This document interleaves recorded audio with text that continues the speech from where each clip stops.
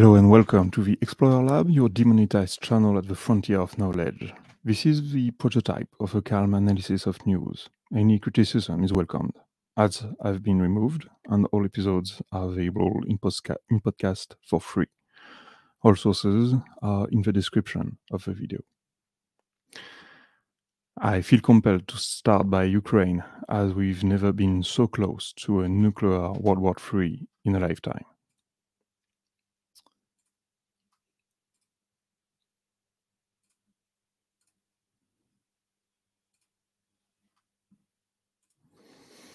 After 20 days of war, Kiev is under shelling from the north, while propaganda war is blurring the lines in the population.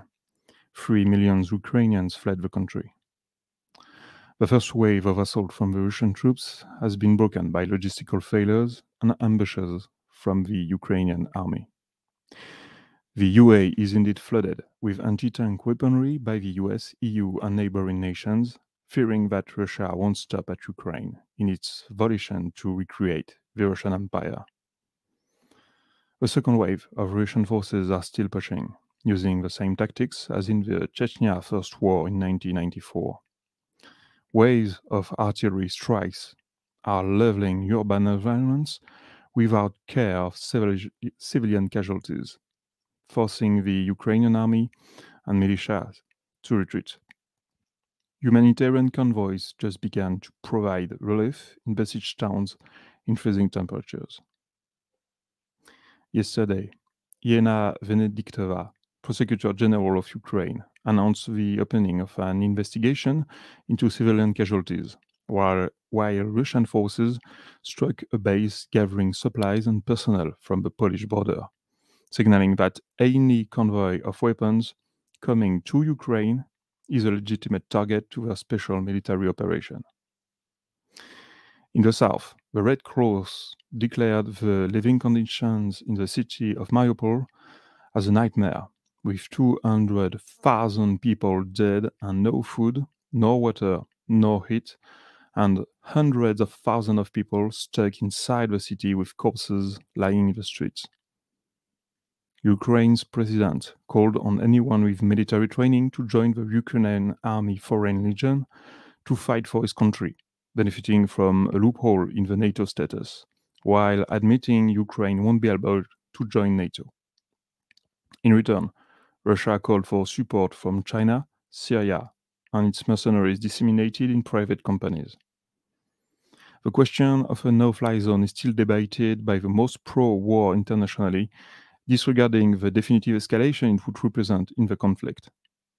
For further documents and analysis, you can check Lieutenant Tim Macmillan papers for the debrief, Saga and Jetty and Crystal Ball segments on breaking points, and the podcast The Realignment with Marshall Kosloff that publishes a series of daily analysis on the subject.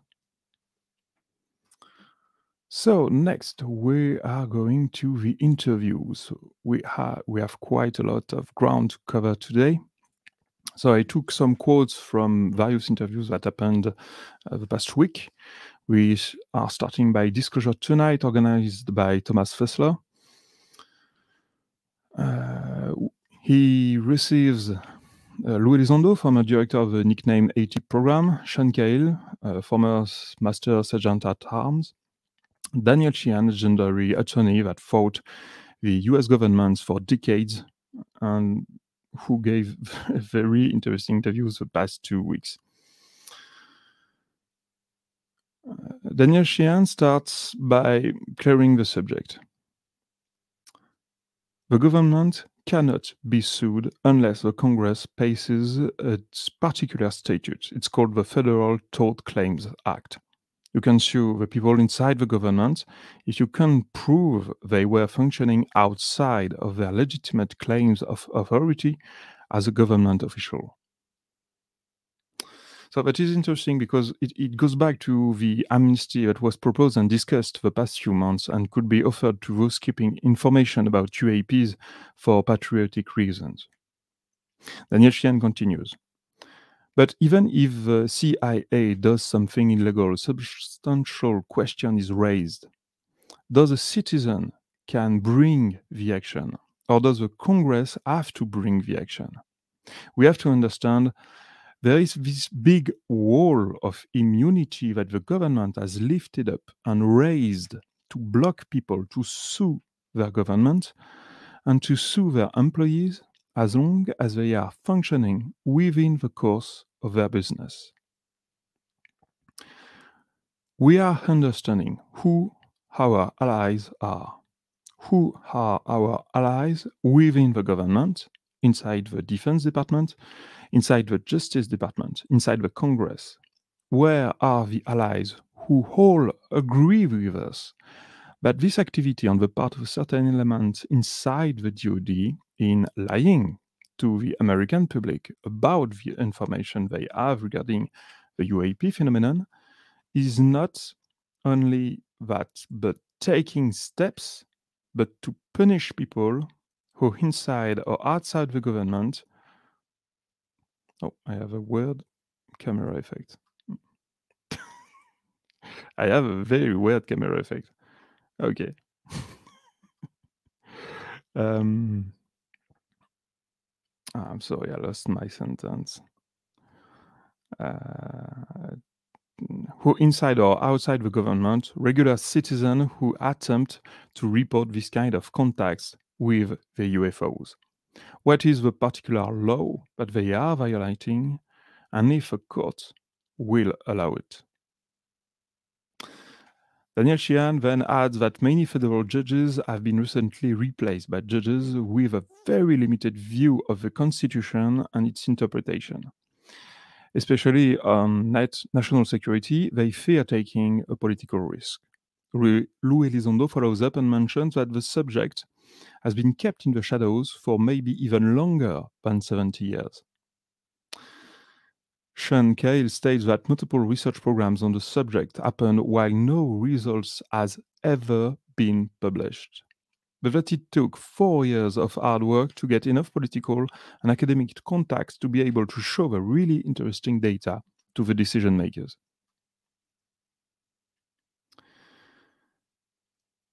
Then it takes the scene for quite a memorable moment. Some of the grassroots efforts are just rebranded monetization of someone who had a different thing going on. At this point, it has become really hard for some of us to differentiate who is providing additive content that intends to move the conversation forward, to open new doors, to obfuscate data, and who is really here to make sure they keep the ball rolling and keep people tuning in and things like that. If a disclosure arrives tomorrow, what happens to the work you are doing? If it just changes his name and rebrands again, then I don't think you are adding to the pool that everyone needs. We don't need any more negativity. We don't need anybody picking out details over and over again. This remark takes place in the context of a defamation directed toward Elizondo and trying to undermine his character by an unnamed individual. My humble opinion is that we have an opportunity to do better than the mass media. Not only to have a superior technological platform available for free, but the ability to use the best methods and ethics to work on subject mass media would be forbid by their owners or companies that buy their advertisement time slots to do. Quote from Cahill: "We have a lot of hard work to do, a daunting task to hold toward an edifice that doesn't even want to make contact about a subject it won't even acknowledge, and taking pieces and showing pieces of it." A very strong statement. Daniel Sheehan continues: "There is an adequate element inside the national security state apparatus of our government that is trying to keep this secret, and we know that it is illegal to have it classified like this. We know that it violates the internal standards for classification. We know that it violates the right of the members of Congress. It violates the right of our people that have access to this information.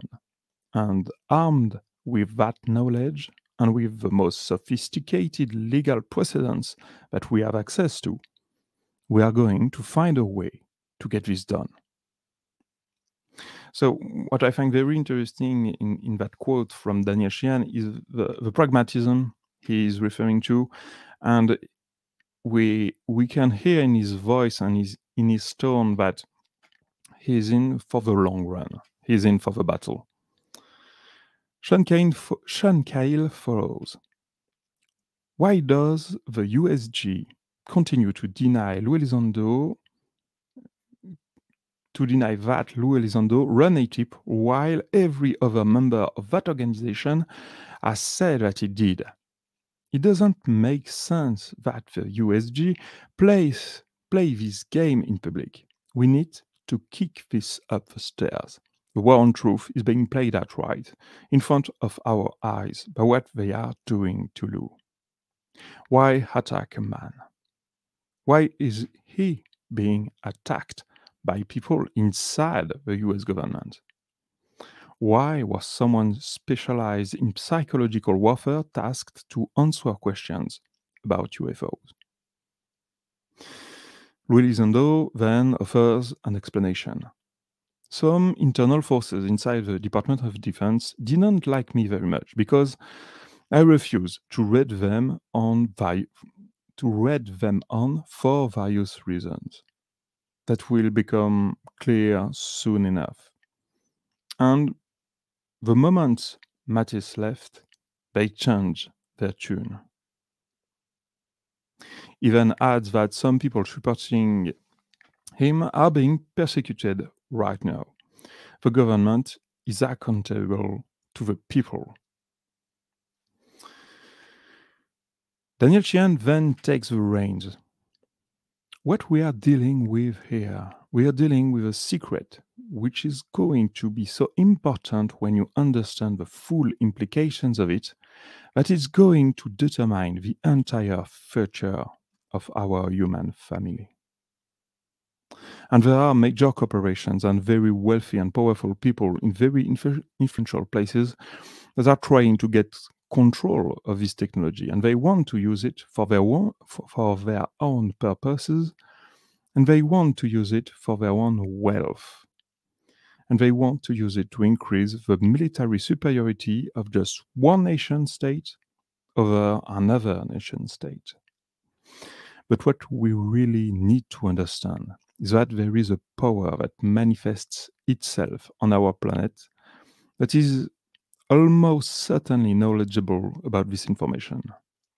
And there are general officers, the admirals and ranking military officials and intelligence officials who are just told to shut up and leave the subject alone. Don't go near this subject. Stay away from the subject. This is above your pay grade. This is above your rank. And you say, wait a second. The President of the United States comes to the head of the CIA, says, I want to have this information.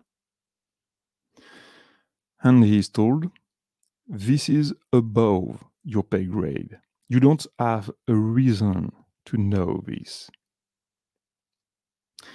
We do not want to get caught just fighting one particular wing of the windmill. We need to go at the heart of this problem. We need to figure out who it is that knows this information, what it is, what they are doing to keep this stuff secret, why it is they are keeping this stuff secret.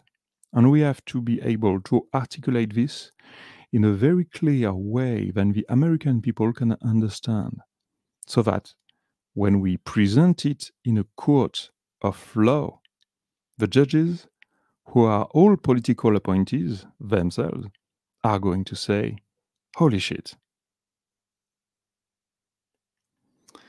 Sean Cahill then describes how hiding information on this subject is an atrocity considering the impact it could have had on mankind, and blaming the lack of courage and conviction. Elizondo doubles down. There are some people in the media less scrupulous that will be used as weapons. And my word of advice to anybody out there, as this begins to ramp up and we start seeing increased noise in the media, do yourself a favor and arm yourself with knowledge. Be very careful who you listen to and the information that comes out. You might see a reporter that comes out of the middle of nowhere that's not ever been involved with this topic, and all of a sudden starts reporting on this. Look into their background. You'd be surprised. Some of these authors, we are finding out are actually paid by third parties, by independent parties. They are not working for a mainstream media outlet. They do freelance work and they are being paid by interests. And when you look and track where those interests are, it becomes pretty illuminating that there are groups of individuals that do not want this conversation to occur. And they will employ the dirty tricks and they will use members of the media to their advantage to spread disinformation. What is interesting here for me is the background of Elizondo as counterintelligence officer. A few months ago, former DoD press correspondent Saga Njeti explained how the Department of Defense traded information to mainstream platforms in exchange for a specific narrative to be framed inside the paper reporting the exclusivity. Sean Cahill then takes the lead in the interview. The people that are not willing to come to the table and do the hard work and just want to hang out in the background and just be chaotic, they need to be pointed out too. And because the time has come for the entertainment aspect of ufology to be over. This is real world. In my opinion, this is probably the bane of the scientific research on UAPs after secrecy. There is a pseudoscience of UAPs that feeds on the desire for sci-fi in the population and uses UFOs as ghost stories to feed their audience, repeating the same mistakes by copy-pasting false reports and presenting them as true. Sheehan continues with, average people have to get up off the couch, put down the clicker, and stop watching HBO adventure movies instead of participating as American citizens. And later, what all of us are encountering is the struggle of our human family against perhaps what might be the last silken thread that can enable us to come together, to work together, to give reality to these fundamental values of human values and individual liberty, and the things that undergird our Constitution. That we can spread this information around the world in a peaceful and supportive way so that we can actually merit moving into outer space. Because the problems that we have right now, the fundamental flaws that we are still indulging, people don't want us out in outer space right now. I mean, listen, we are a dangerous species. That's a very interesting wording here by Sheehan, well known for his level in ethics in his work. We go next to the Ask Me Anything with Curt Jaimungal. Ask about Lazar's element 155 that purportedly fueled UFOs. Elizondo declares that he never encountered such a denomination, and when asked about UAPs able to prevent a nuclear war, he answers that there is no hints that could indicate they would do so. Both Sean and Lou declare that they are dubious of the possibility of time travel, and that every single one of those who wants to help have to find their own way of pushing the subject. When asked about which education path is the most suited to study UAPs, Elizondo answers philosophy, and Cahill, journalism, sociology, game theory, and martial sciences. In the case of a crash retrieval, they would both act as if it was a plane crash with NBC safeties, with a recovery team on the spot and a team of scientists at another location to study it and exploit it technologically. Elizondo then declares that he didn't witness conflict between UFOs while in office, but that the Nuremberg incident comes to mind. Also, Vimanas and drawing on stones in Lima in front of their UFO program. Sean Cahill declares that he checked mediums and channelers but couldn't find any verifications, though Dennis McKenna is running a study on the subject.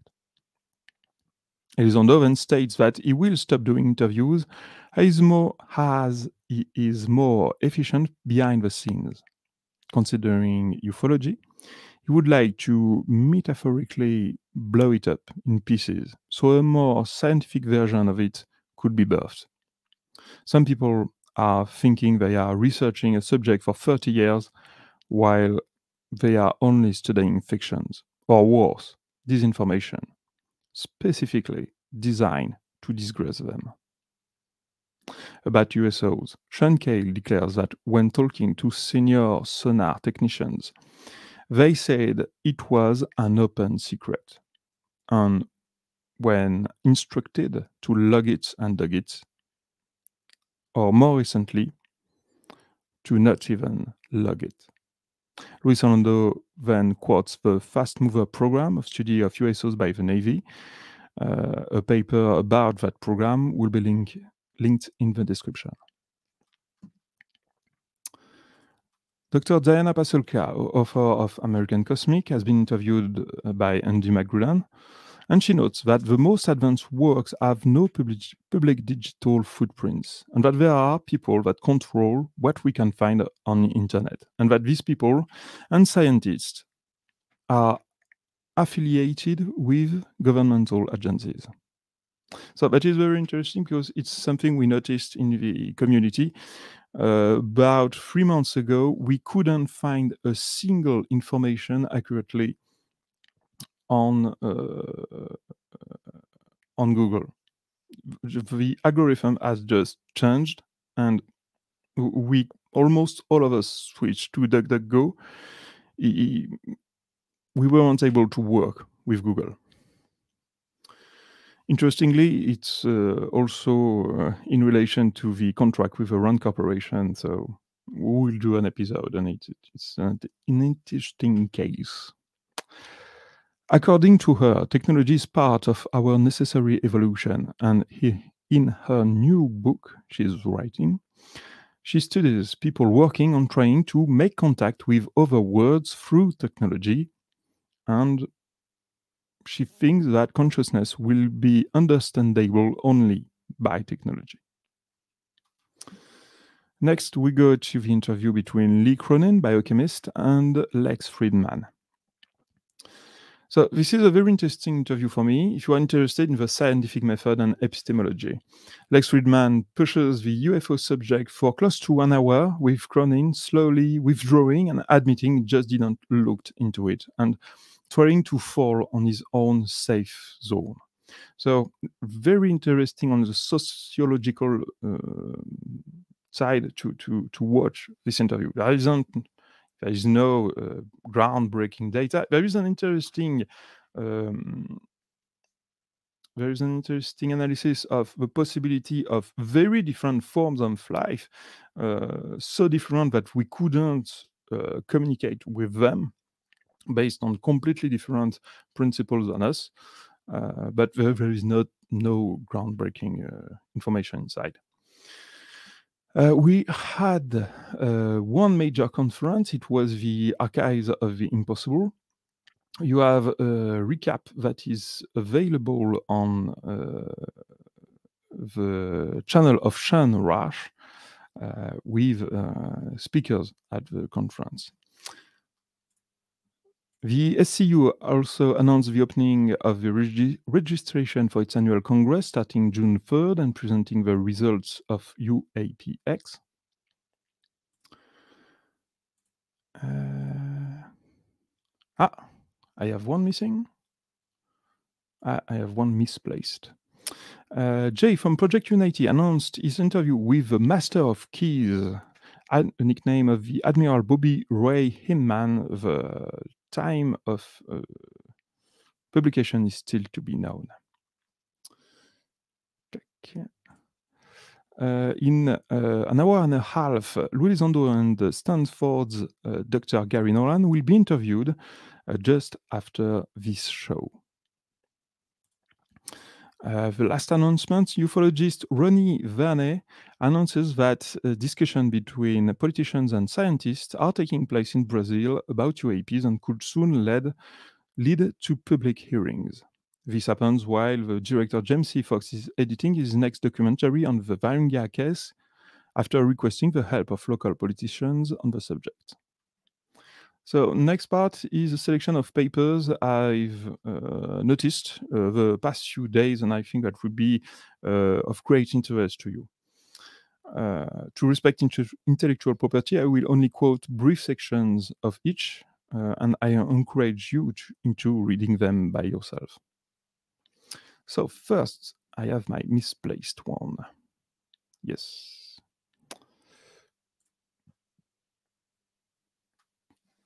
So Daniel Otis for Vice Canada. The Canadian government has released 20 years of UFO reports. The 500 plus reports spanning nearly 300 pages contain dozens of strange sightings from commercial pilots, soldiers, and police officers. Obtained by Vice World News through Canadian Freedom of Information laws, the reports were made to federal transportation authorities as recently as last year, when a Canadian military flight spotted a bright green flying object that flew into a cloud and then disappeared over eastern Canada.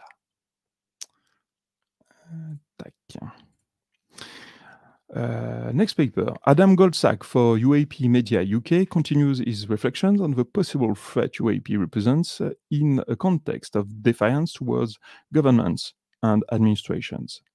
Quote, "These are difficult conversations to have, particularly with paranoid conspiracy theorists who have a political or anti-military bias and who hate the government.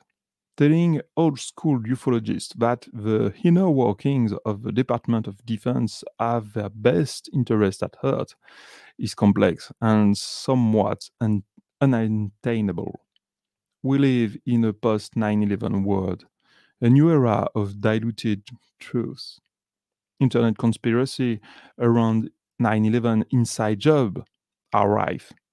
The Iraq War of 2003 is still a major problem when trying to engage and regain the trust of the American people."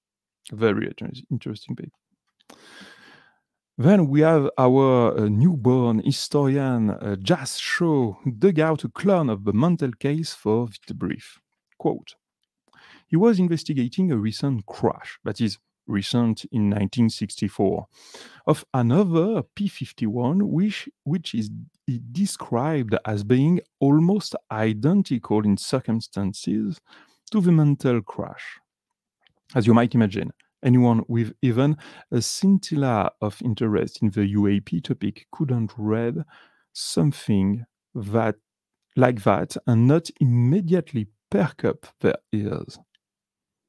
Where the similarities that Snyder seemed to perceive strictly related to mechanical issues with the aircraft or medical issues faced by the pilot? Or did this 1964 crash also involve something exotic and unidentified? Those new letters served as the starting point for an investigation that would stretch on for months and take several surprising turns. Again, it's only a selection. I only took what I found really imperative to read this week. It was a very interesting piece. Sorry. Then we have Matthew Gault for Vice, who covers the discovery by John Greenwald of tens of thousands of UFO documents hidden in Obama's presidential archives. Quote, the Barack Obama Presidential Library claims it has 3,440 pages and 26,271 electronic files, possibly related to the existence of UFOs and related phenomena. In response to the FOIA request, the library said it had thousands of documents that might be possibly related to this request, and it would take some time to sort through it all. Since then, we learned that time was 16 years. But an incredible find by John Greenwald, a major push. Then we have an opinion piece by Matthew Ford, political filmmaker, in the debrief about the national security concern the US Air Force refuses to deal with. Quote, the Air Force doesn't want the American people to know that the military cannot protect them from this highly intelligent technical stuff that exists with these objects. This is beyond the physics and imagination that we have. And I'm sure the Air Force cannot explain a good part of this and don't want to admit it, stated Schindel. Then we have almost my favorite paper of the month so far. Travis Tritten for military.com writes a massive piece about the birth of a paranormal study based on the book Skinwalkers at the Pentagon, with quotes from James Latkatsky, Jim Sullivan, Colm Kelleher, Commander David Fravor, Suzanne Goff, Tom DeLonge, Christopher Mellon, Senator Marco Rubio, Emily Harding, Mick West, and Avril Haines. Quote, in Oregon, a man said his health deteriorated after a glowing blue orb passed through his body. A family in California reported strange lights and a gray figure with spindly legs in their orchard. A werewolf-like creature allegedly prowled around homes in suburban Virginia. All three incidents were probed as part of a secret Pentagon program investigating UFOs. The program, contracted by Defense Intelligence Agency, plumbed the connection between the flying objects and the paranormal for 2 years, according to the men who ran it. It was the beginning of a years-long effort by UFO advocates that eventually led to Congress passing legislation in December 2021, ordering the Pentagon to spend the next 4 years investigating unidentified flying objects. And I insist, what is really important is the sturdiness of that paper and the fact that it's published on military.com. It's a major push towards disclosure. That's how you get military personnel to talk openly about it. Then we have the return of our jazz show. He covers for Hot Air the blanket bombing of secrecy the Department of Defense just launched on any document, including videos regarding UAPs. Quote, as Mellon points out in his article, this is simply a terrible idea, even if many people expected something along these lines to happen. And it's not just bad policy, it may actually be illegal. He's been privy to a lot of the classified material under discussion as part of his job, and virtually none of it had been classified in the past. It was simply marked as being for internal use only.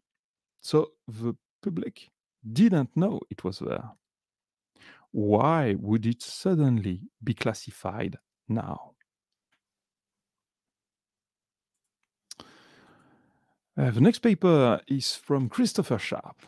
Editor-in-Chief of Liberation Times, Christopher Sharp explains how National Air and Space Intelligence Center entering the UAP arena through the Intelligence Authorization Act is reminiscent of the 1947 era of private contractor gaining access to UAP data collected by the Air Material Command. Quote, if there is recovered UAP hardware, defense contractors will be involved.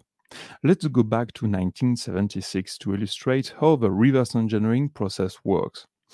On the 6th September 1976, a 29-year-old Soviet pilot named Viktor Belenkois defected.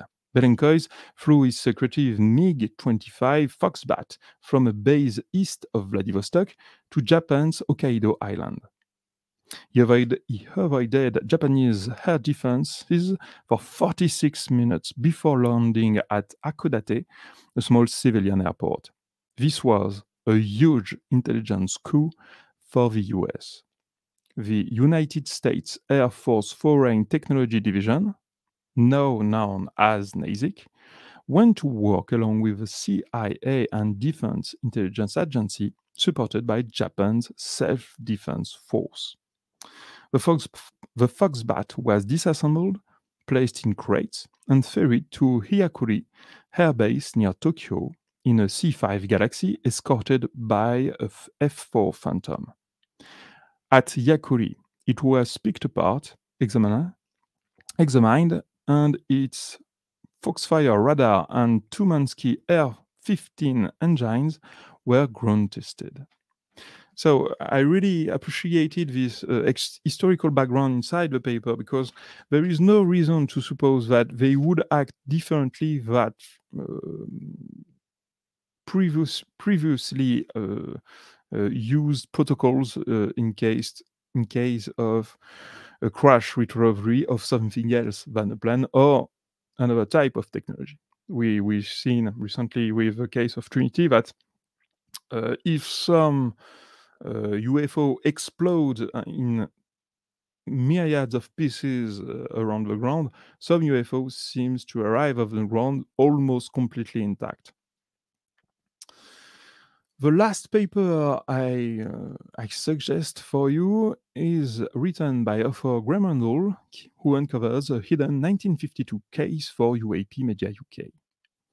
Flight Lieutenant M.J.E. Sweeney, instructor, and Lieutenant D. Crofts, students, sighted three mysterious saucer-shaped objects traveling at high speed at about 35,000 feet whilst on a high-level navigation exercise in a Meteor 7. Later, ATCC Gloucester reported radar plots to confirm this, but Air Ministry discounted any possibility of extraterrestrial objects. Here, again, a very interesting part of history. So that's all for this prototype. I wish you will have a wonderful interview listening to Gary Nolan and Lou Elizondo. We recall that Gary Nolan is Stanford PhD who developed with Jacques Vallée the methodology and tools to study UFO crash retrievals materials. See you in the next show. Let me know what you think of it. Let me know if I did any mistake, if this is a prototype. If you want to, please put your input in the commentaries. I'm eager to read them. I will adjust along the way.